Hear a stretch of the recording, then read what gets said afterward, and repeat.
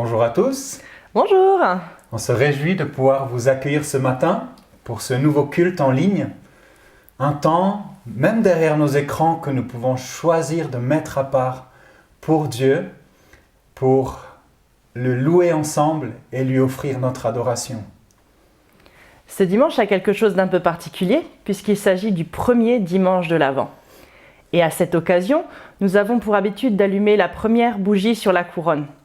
Alors, si vous en avez une chez vous et qu'elle n'est peut-être pas encore allumée, je vous propose de l'allumer avec nous.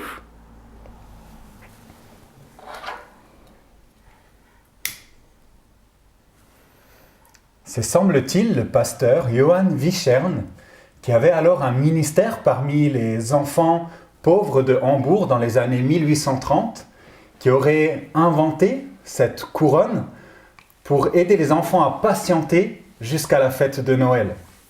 Il avait alors 24 bougies sur sa couronne, dont 4 grandes pour chaque dimanche, et chaque jour, une nouvelle bougie était allumée. Et cette manière de préparer un petit peu les enfants à la fête de Noël avec pédagogie est une occasion aussi de nous accompagner en quelque sorte et de nous y préparer en se réjouissant particulièrement de la venue de Jésus-Christ pour notre salut, car c'est bien de cela dont il est question. Il est l'auteur de notre foi et de notre espérance. Venez, nous dit le psaume 95, crions de joie en l'honneur de l'Éternel. Poussons des cris de joie en l'honneur du rocher de notre salut. Allons au-devant de lui avec des louanges. Faisons retentir des chants en son honneur, car l'Éternel est un grand Dieu. On vous propose de prier.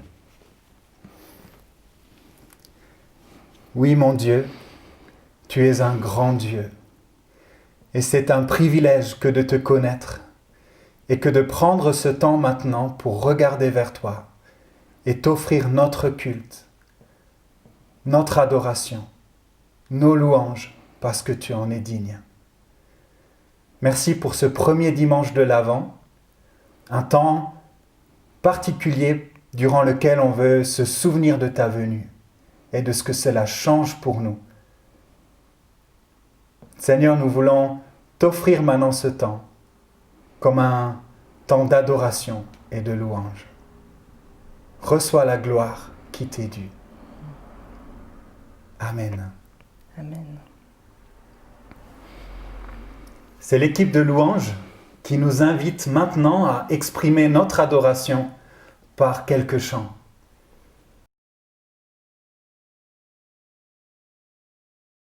Gloire à Dieu dans les lieux très hauts, Paix sur la terre.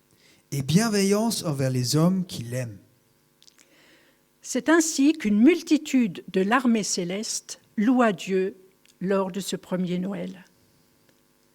Cette multitude s'était jointe à l'ange qui venait d'annoncer une nouvelle sans pareille. Un sauveur vous est né, le Fils vous est donné. Oui, dans ce monde de ténèbres, obscur, inquiétant, Dieu est venu lui-même en Jésus-Christ. Et aujourd'hui, nous qui l'avons accueilli dans notre vie, dans notre cœur, émerveillons-nous continuellement avec les bergers d'alors de ce qu'est Jésus. Émerveillons-nous de nos vies transformées et qui continuent à être transformées par sa grâce, sa miséricorde, son pardon. Émerveillons-nous de ce qu'aujourd'hui nous ne sommes plus ce que nous étions hier et ne sommes pas encore ce que nous serons demain, et ce jusqu'à notre dernier souffle.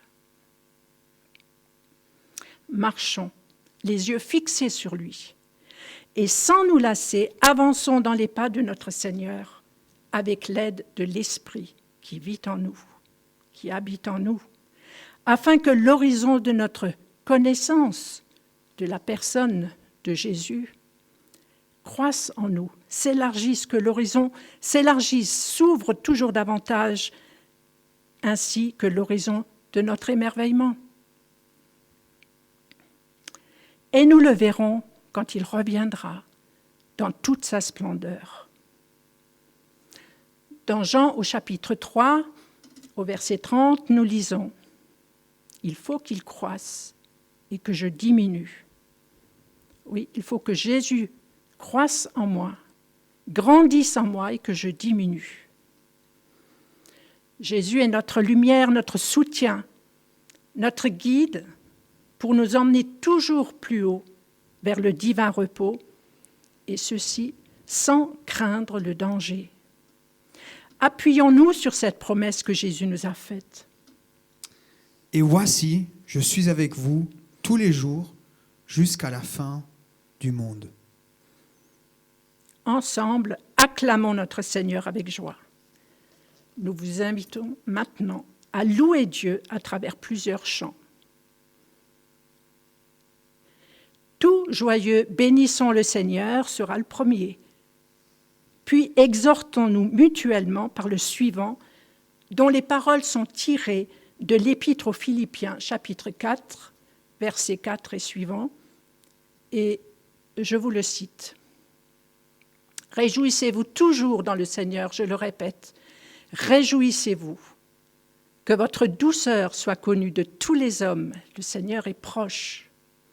Et ne vous inquiétez de rien, mais en toute chose, faites connaître vos besoins à Dieu par des prières, des supplications avec des actions de grâce. Et la paix de Dieu, qui surpasse toute intelligence, gardera vos cœurs et vos pensées en Jésus-Christ. »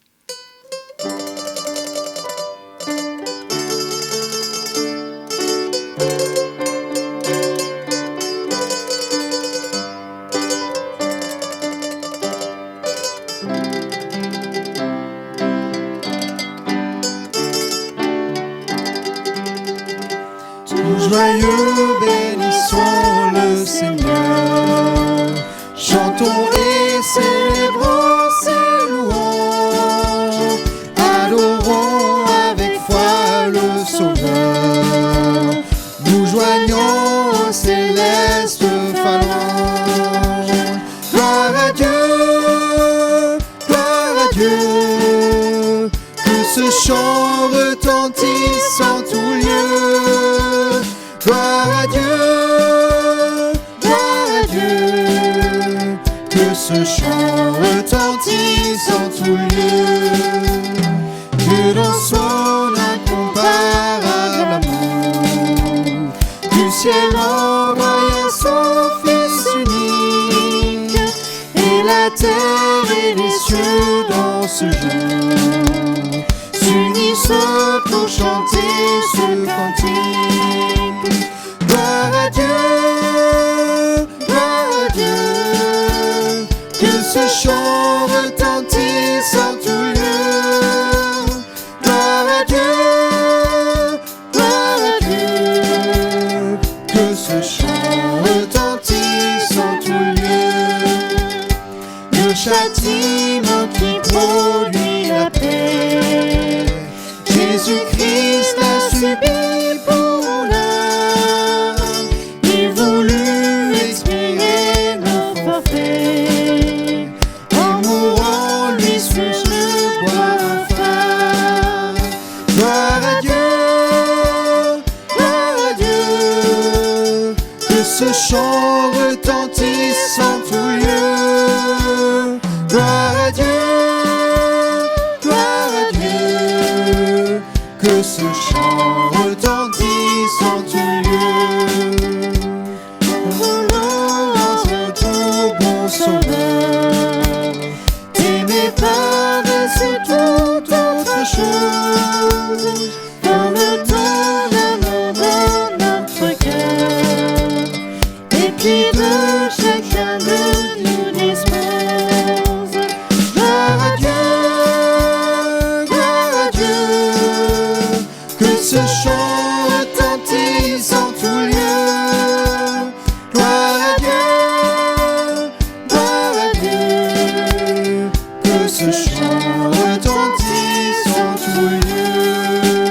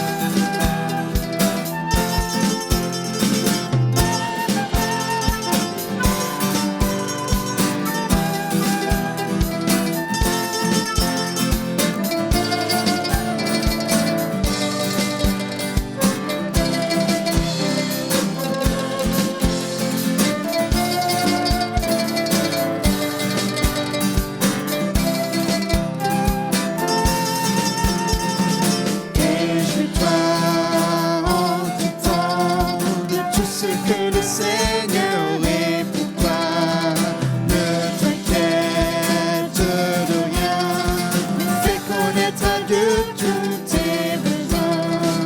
Prie-le, supplie-le avec reconnaissance. Prie-le, supplie-le avec reconnaissance. Et la paix de Dieu gardera ton cœur. Oui, la paix de Dieu gardera tes pensées. Réjouis-toi en tout temps de tout ce que le Seigneur est pour toi. Ne t'inquiète de rien, mais fais connaître à Dieu tous tes besoins. Prie-le, supplie-le avec reconnaissance. Prie-le, supplie-le avec reconnaissance. Et la paix de Dieu gardera ton cœur. Oui, la paix de Dieu gardera tes pensées.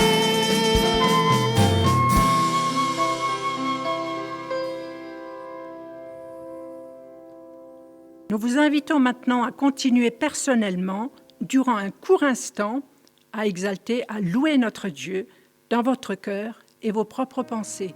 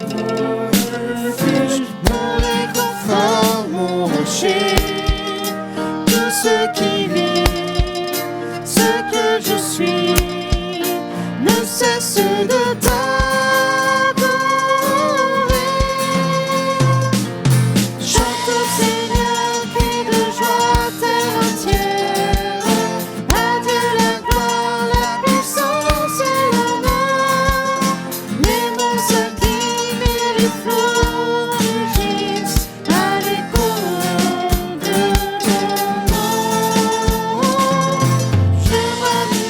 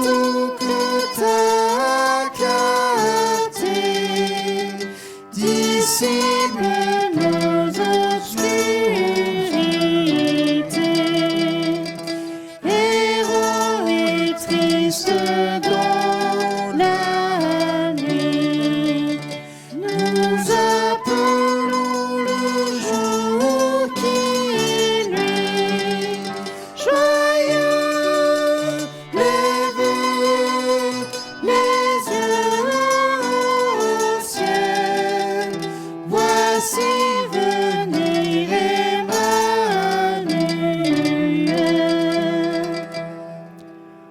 On vient bientôt descend vers nous. Saint-Fils du ciel aimant et doux.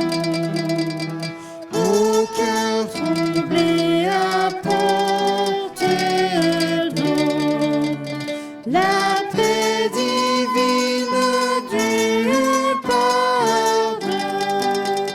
Joyeux les vœux, les yeux vers le ciel.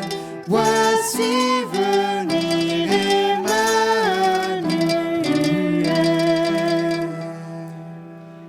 On vient bientôt, puissant Sauveur, nous réveiller de nos langueurs. Il n'est que toi, céleste Père, qui puisse apaiser notre faim. Joyeux les vœux, les yeux au ciel. Voici venir Emmanuel.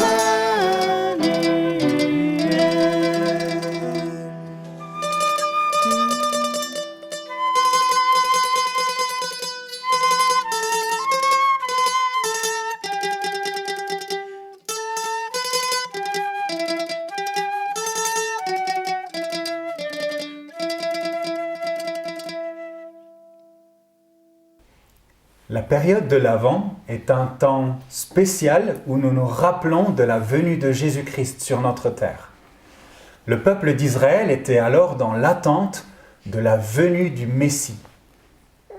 Néria, Amaris, Abigaël et Clémentine nous proposent d'y réfléchir un petit peu.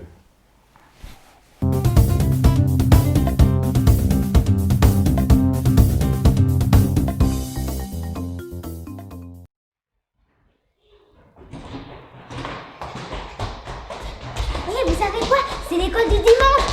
Ne soyez pas timide, venez, en plus c'est bientôt Noël. Youi!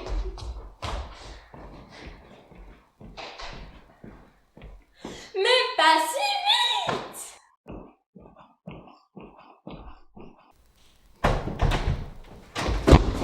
Attendez! Asseyez-vous! Asseyez-vous confortablement. Aujourd'hui, nous allons parler de l'attente du Messie. Parce que c'est le premier dimanche de l'Avent. Quelqu'un a une idée? Clémentine. C'est trop simple. C'est l'attente. L'attente du Messie, l'attente du camping. Hein? Mais non, c'est pas ça. N'importe quoi. N'importe quoi. Ah ouais, c'est quoi alors? La grand-tante, quoi. La tante. Elle a quel âge? 3000 ans. Non, ce n'est pas ça, je suis désolée. C'était une bonne idée, mais non. Bah, on a plus besoin de toi, tu devais partir.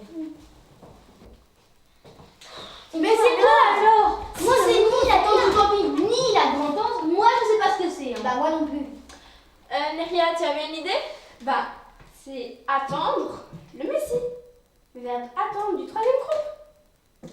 Exactement, Neria. Les Juifs, à l'époque, ils devaient attendre le Messie. C'était le Sauveur, le roi des rois. Et on peut lire dans Luc... Ah ouais, mais attends, 2 minutes là. Tiens. Nous, aujourd'hui, on attend quoi? Bah, on attend qu'ils reviennent. Donc, on peut lire dans Luc 21, verset 27. Alors, on verra le Fils de l'homme venir sur une nuée. Quand ces événements commenceront à se produire, redressez-vous et relevez la tête, parce que votre délivrance est proche. Ah ouais, c'est pas mal. Mais j'ai toujours pas compris. Pourquoi on doit l'attendre?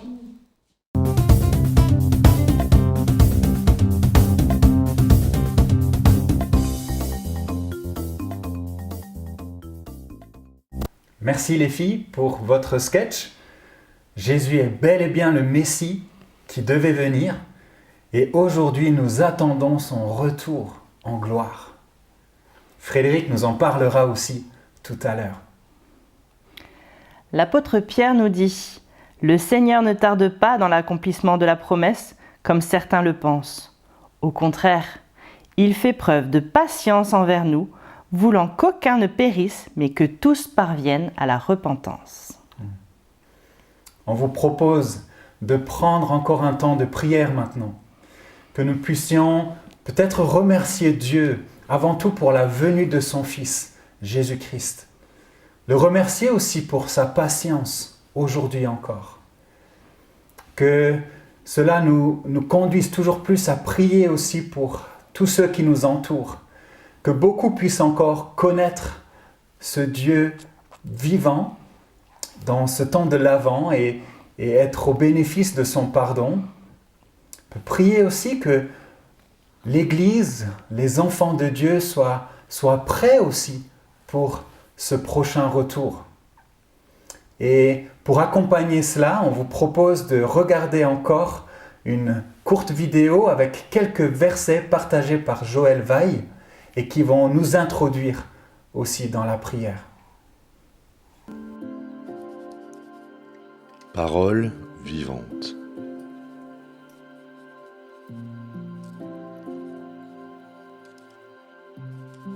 Mettez une ceinture à votre taille et tenez vos lampes allumées.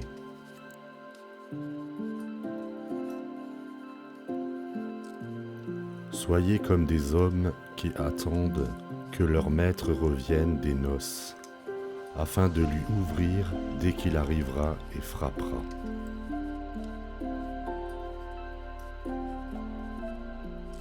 Heureux ces serviteurs que le maître, à son arrivée, trouvera éveillés.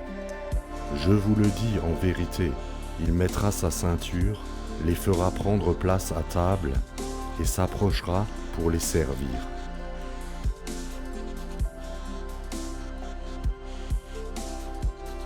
Qu'il arrive au milieu ou vers la fin de la nuit, heureux sont ses serviteurs s'il les trouve éveillés.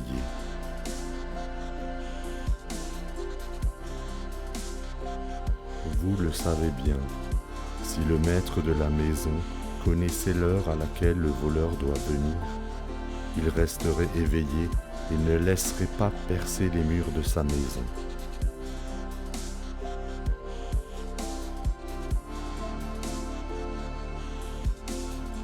Vous donc aussi, tenez-vous prêts, car le Fils de l'homme viendra à l'heure où vous n'y penserez pas.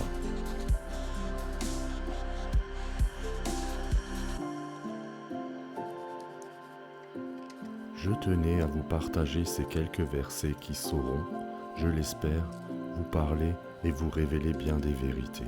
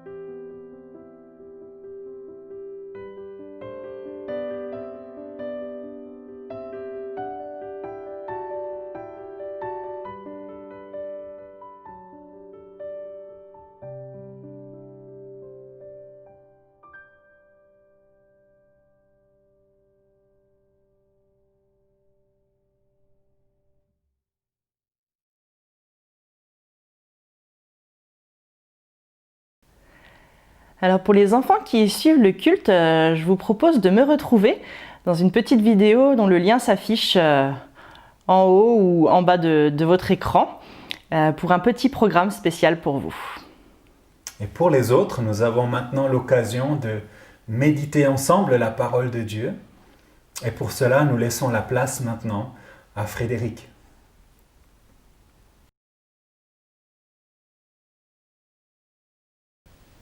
Bonjour à tous.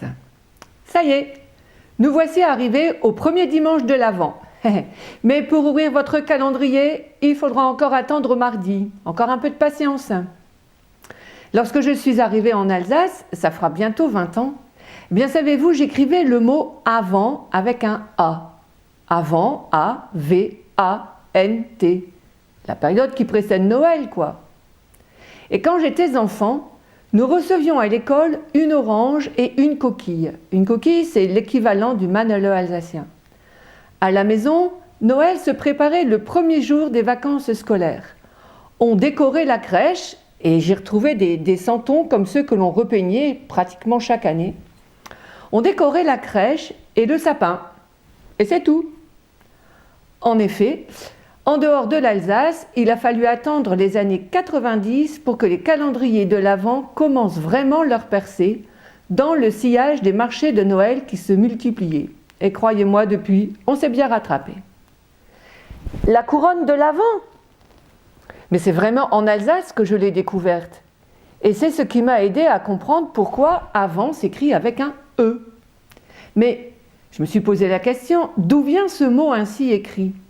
Eh bien, il vient du mot latin adventus, qui signifie avènement, c'est-à-dire accession au trône et au sens figuré, arrivée, venue, début du nouveau règne de quelque chose. Alors, dans les traditions religieuses, l'Avent est devenu la période où l'on se prépare à la venue de Christ. Christ, ce n'est pas le nom de famille de Jésus, c'est son titre. Le mot grec « Christos » traduit le titre hébreu « Machia » que le français transcrit « Messie ». Ce titre était attribué au roi d'Israël, et plus tard il le fut aussi aux grands prêtres, pour signifier qu'ils avaient été désignés par Dieu pour une fonction particulière, choisie avec l'huile d'onction. Vous pouvez lire ça dans 1 Samuel, le chapitre 9, verset 16. Le prophète aussi peut recevoir l'onction. Vous le lisez dans Ésaïe 61, verset 1. Et peu à peu, le titre de Messie a été réservé au roi sauveur, dont certains prophètes de l'Ancien Testament annoncent la venue. Alors je vais vous proposer maintenant de découvrir petit à petit ce que signifie l'avènement du Messie, celui auquel nous nous préparons pendant la période de l'Avent. Plusieurs textes dans l'Ancien Testament annoncent la venue du Messie. Ils parlent de sa naissance, de son rôle sur terre et de son retour. J'ai choisi un texte de Michée, le chapitre 5, les versets 1 à 4, la première partie du verset 4. Et je lis ce passage dans la nouvelle traduction en français courant.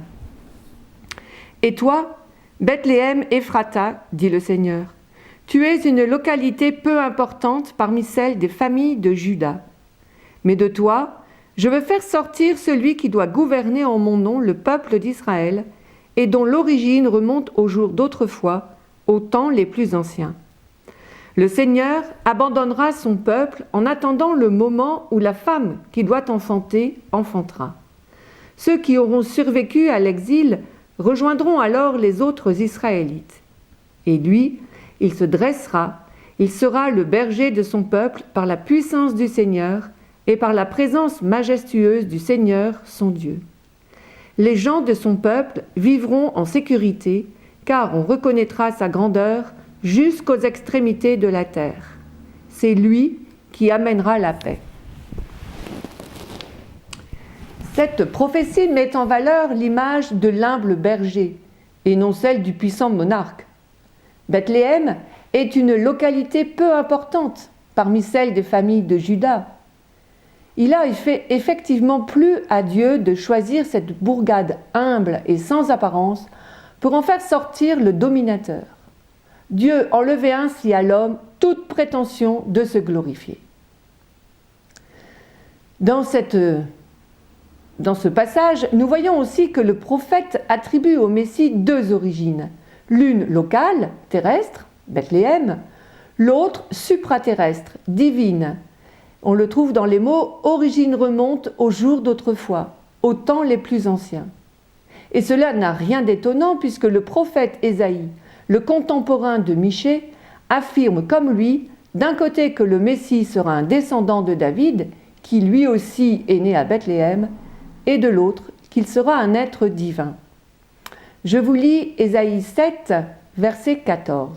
« La jeune femme va être enceinte et mettre au monde un fils.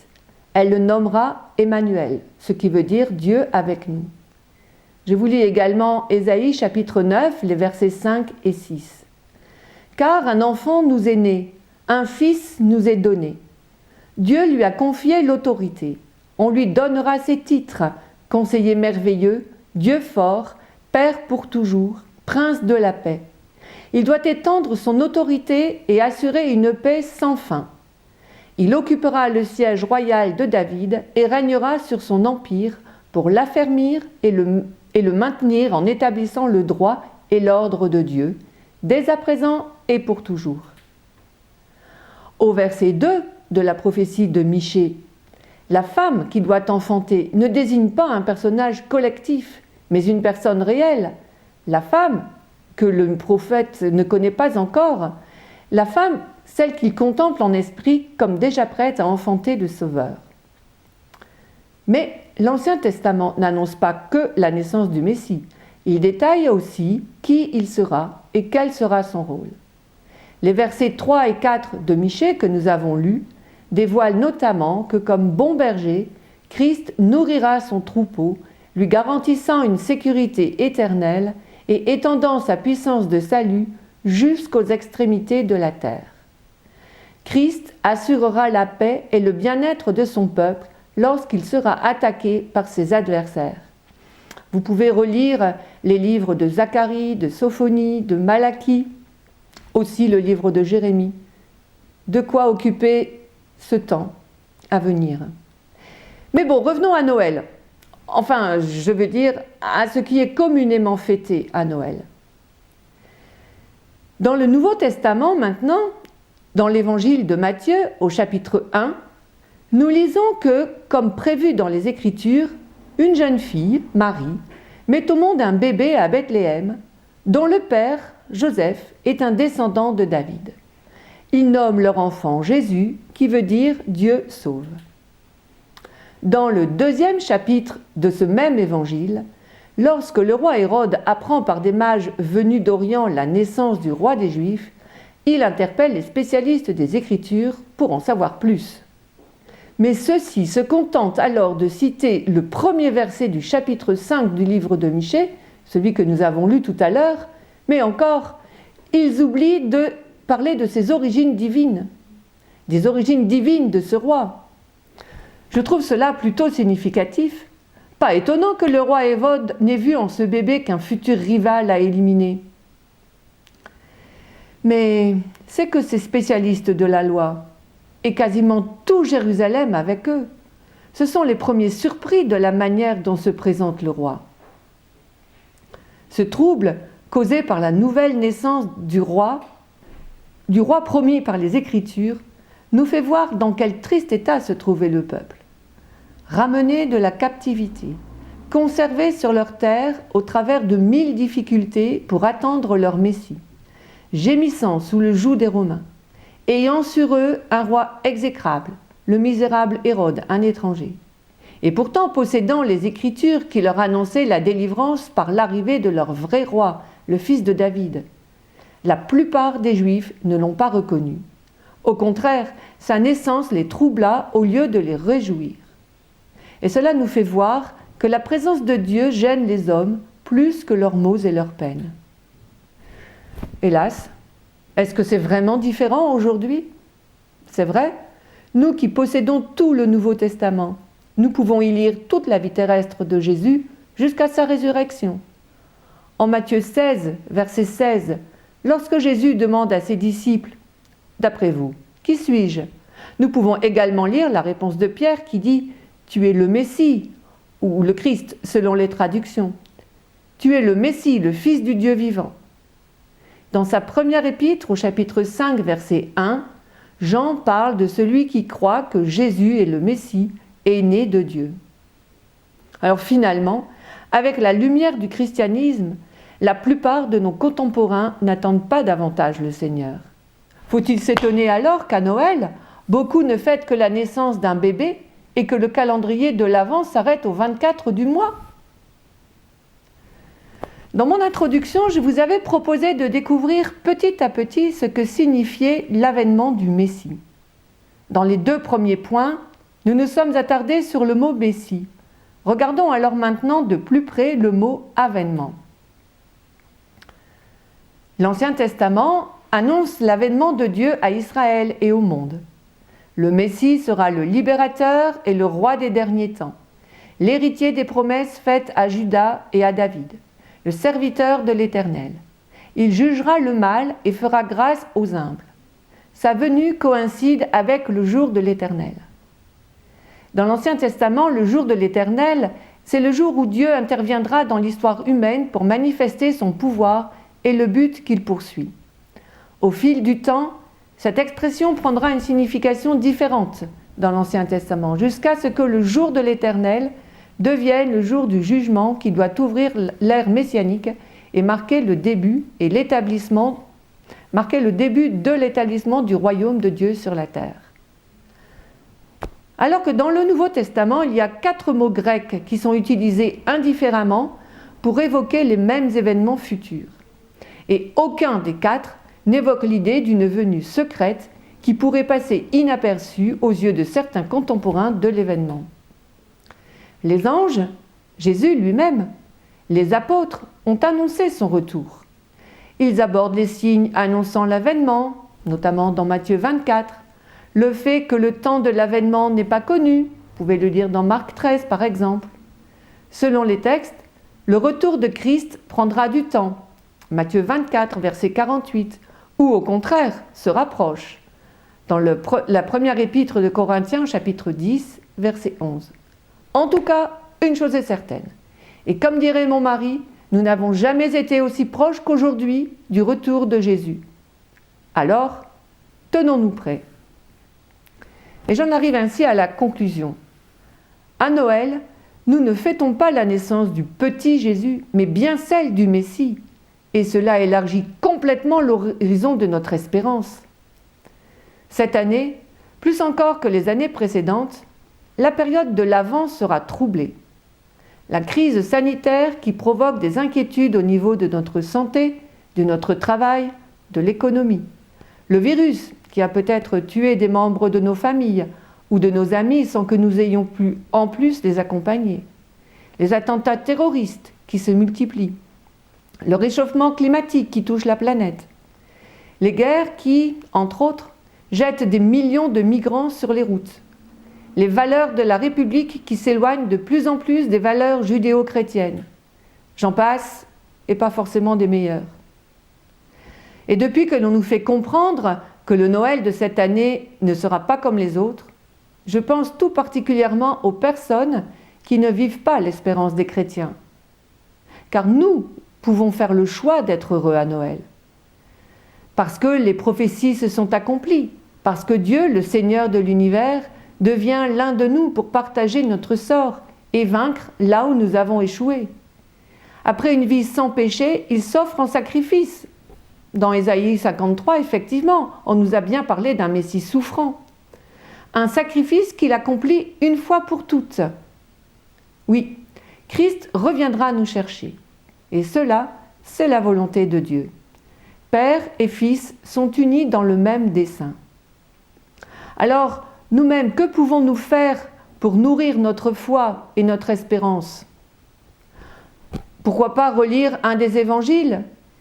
Et l'évangile de Marc est très approprié pour la période de l'Avent, car il contient 24 chapitres, un par jour. Cela peut par exemple se faire en famille. C'est une manière d'en rassembler tous les membres chaque jour. Et puis, pas de chapitre lu, pas de chocolat. On peut aussi s'amuser comme ça. Mais cette joie, comment pourrions-nous aussi la partager autour de nous? On pourrait offrir un cadeau à une personne seule, accompagner ce cadeau d'une carte, d'un texte, offrir des bredele avec un calendrier de l'Avent, un calendrier basé sur la parole, ou bien encore prendre contact avec une personne avec qui on n'a plus communiqué depuis longtemps. Je ne doute pas que vous ayez plein d'idées, et j'ai pensé que cela serait chouette de les partager. On pourrait peut-être déjà le faire là maintenant sur le chat du culte, ou bien sur les groupes WhatsApp. Pourquoi pas? Et alors, si la période de l'Avent ne sera pas comme les autres, c'est parce que nous attendrons plus le Messie que l'enfant Jésus.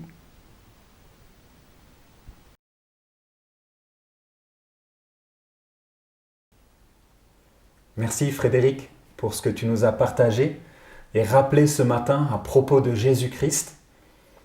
Dans le même livre biblique que tu as cité, à savoir Michée, nous retrouvons également au chapitre 6 cette parole « On t'a fait connaître, homme, ce qui est bien, et ce que l'Éternel demande de toi, c'est que tu mettes en pratique le droit, que tu aimes la bonté et que tu marches humblement avec ton Dieu. » Cet appel à mettre en pratique le droit et la bonté avec un cœur humble, on vous propose de le mettre en action cette semaine.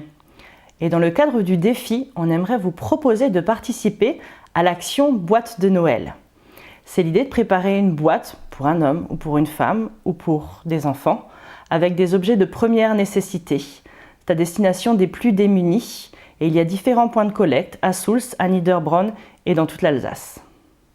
Vous trouverez les infos aussi en bas de la vidéo.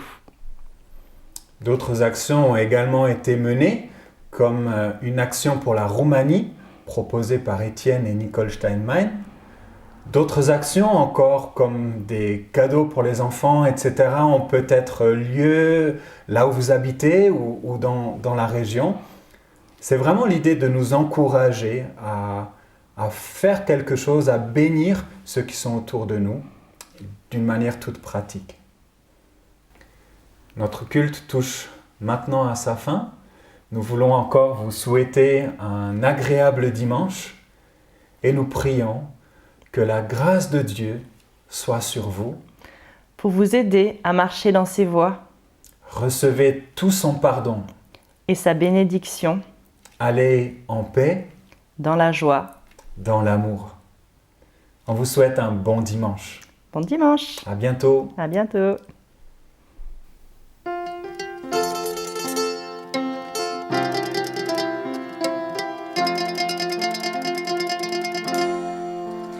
Que la grâce de Dieu soit sur toi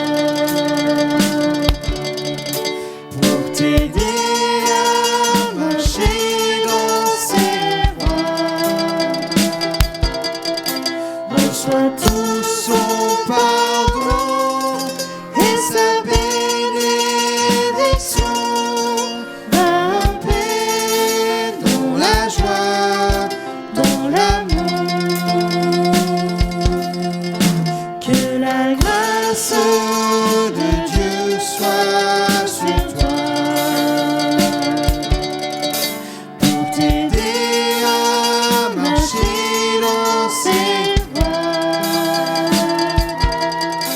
Reçois tout son pardon et sa bénédiction. Va en paix dans la joie, dans l'amour.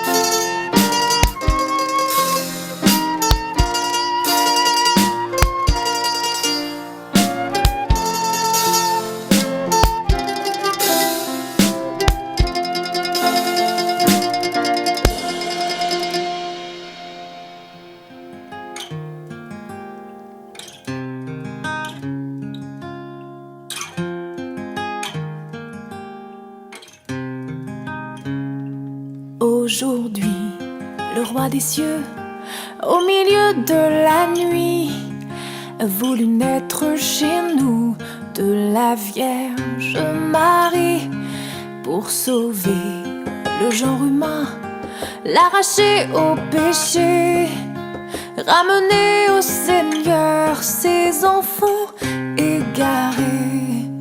Noël,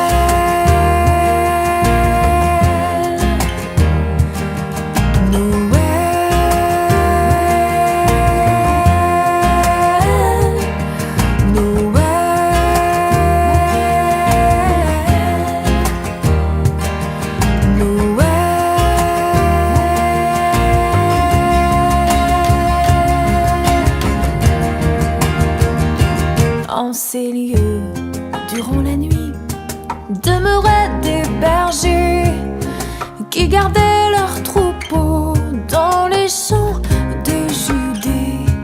Et d'un coup, un messager apparut dans les cieux, et la gloire de Dieu resplendit autour d'eux. Noël.